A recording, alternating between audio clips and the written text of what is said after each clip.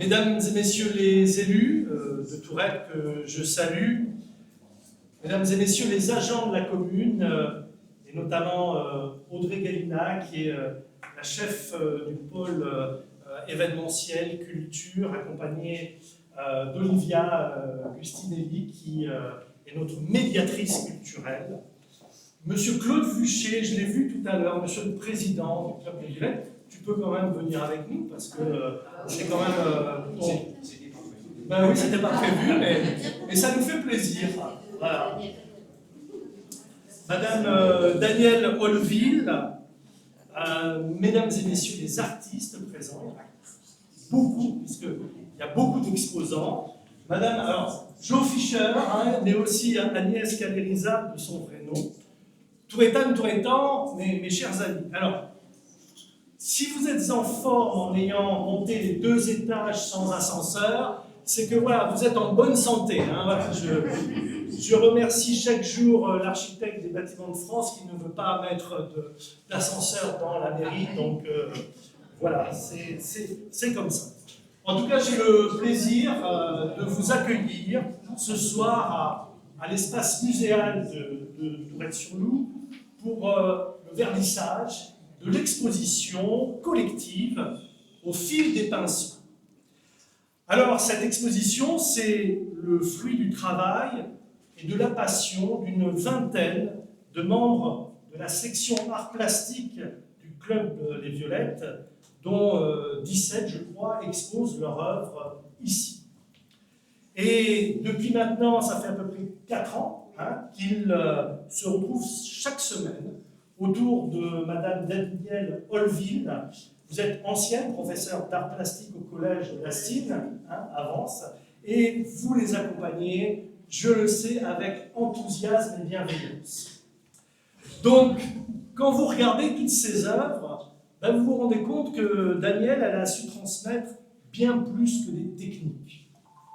Elle a offert à ce groupe une ouverture sur le monde de l'art, sur ses courants, ces grands noms du XXe siècle, et surtout la liberté d'expérimenter au gré de son imagination.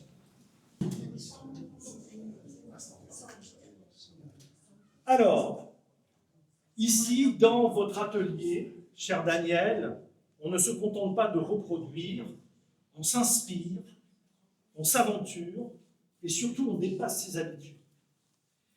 Et aussi, je sais qu'avec vous, on apprend à oser, à prendre du plaisir à peindre et à découvrir de nouvelles voies. Et le résultat est là, mesdames et messieurs, tout autour de vous, et je crois qu'on peut dire qu'il est remarquable. Ce sont près de 250 œuvres qui sont présentées dans une grande diversité, des toiles abstraites ou figuratives, des paysages, des autoportraits, des planches même de bandes dessinées, des dessins à l'encre au fusain et des peintures à l'acrylique, autant de regards et de sensibilités qui se croisent et qui dialoguent ensemble. Dès l'entrée, d'ailleurs, vous l'avez vu avec la galerie des autoportraits, on sent tout de suite cette énergie collective, cette complicité et cette convivialité qui caractérise les artistes des Violettes et, d'une manière générale, le Club des Violettes. C'est une exposition qui est colorée, vous le voyez. Hein. Alors, ce qui est bien, c'est que moi, elle est à côté de mon bureau, donc de temps en temps, quand je suis un peu agacé, je viens, je me balade et je me détends et je vois des couleurs et ça me fait du bien. Voilà, c'est une exposition qui me fait du bien. Parce qu'elle est colorée, elle est généreuse et elle est très travaillée, où chacun à sa manière montre qu'il a su développer un véritable regard, une main sûre et une patte artistique bien à lui. Et au fond, vous le conviendrez avec moi, mes chers amis, c'est que ce qui fait la beauté de cette aventure, c'est finalement un travail collectif où chaque individualité trouve sa place sans jamais s'effacer. À travers Au fil des pinceaux, c'est aussi Tourette sur Loup, la cité des arts, qui s'affirme encore une fois comme un terreau de créativité et de transmission. Cette exposition, cher Daniel et cher Claude, c'est un bel hommage à notre village, à son esprit, à son goût du partage et à sa vitalité artistique. Et je tiens vraiment à féliciter les 17 artistes pour la qualité et la diversité de leurs œuvres. Moi, j'ai envie de les nommer, et peut-être vous pourriez venir un petit peu là, qu'on vous voit, parce que ça serait, je pense, important. Alors, Christian Verrazzi. J'en prends mieux, moi.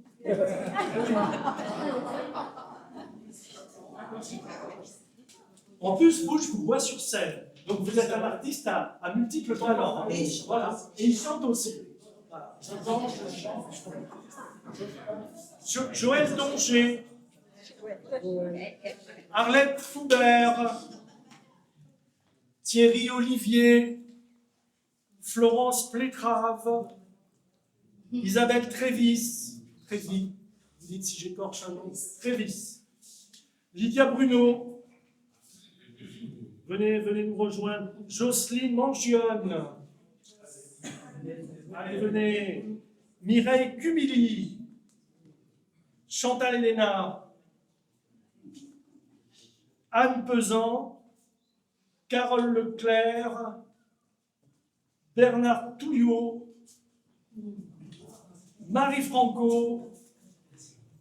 Annick Dorgine. Dorgine. Marie-Pierre David et Violette Lacomblé. Eh bien, écoutez, vous savez quoi, j'ai envie de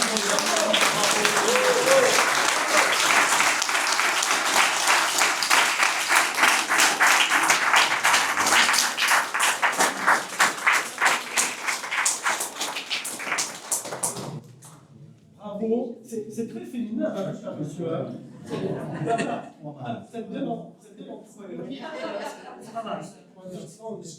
pardon? 3 garçons. 3 garçons.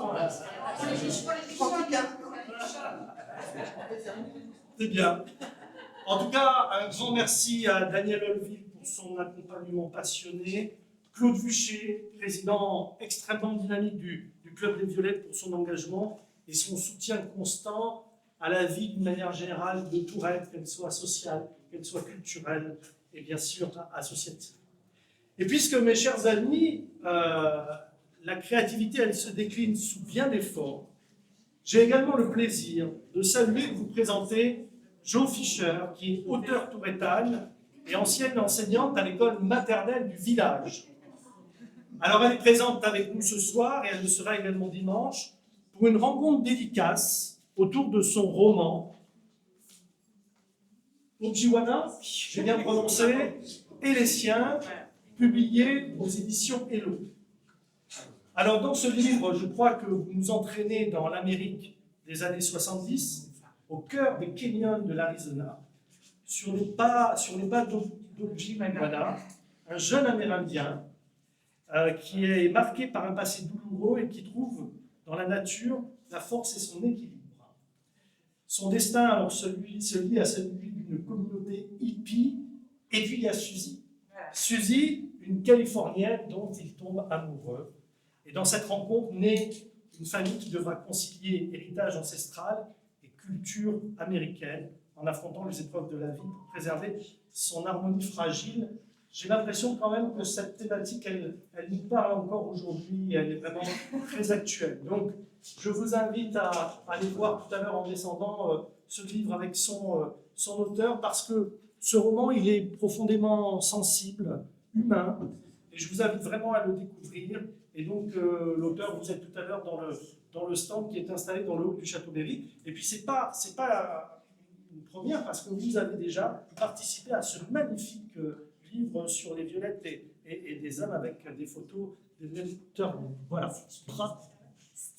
L'illustratrice, c'est également une tourétane, Manon Mernia, pour ceux qui la connaissent. Ah, voilà,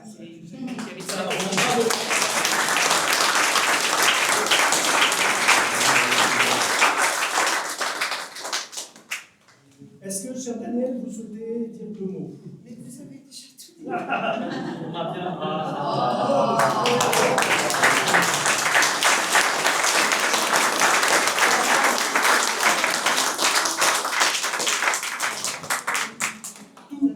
Tout est dit dans un bouquet de fleurs.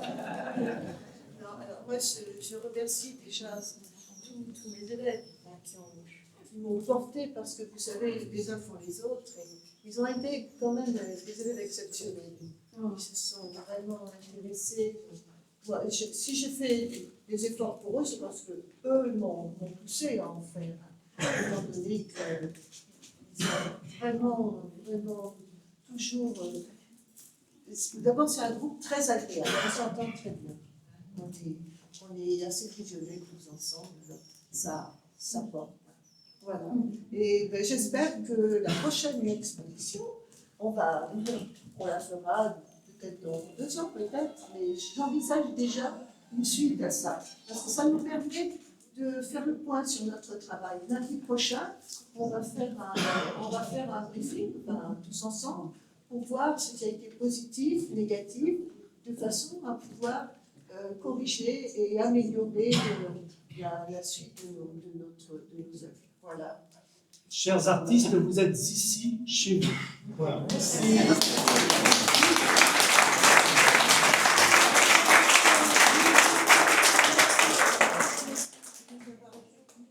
Vraiment, je n'en oublie pas tant. Je remercie, c'est Audrey, et Julia, et puis Antoine, je ne sais pas Antoine. Ah, c'est un gros élève, d'accord. Il était sage. Ah.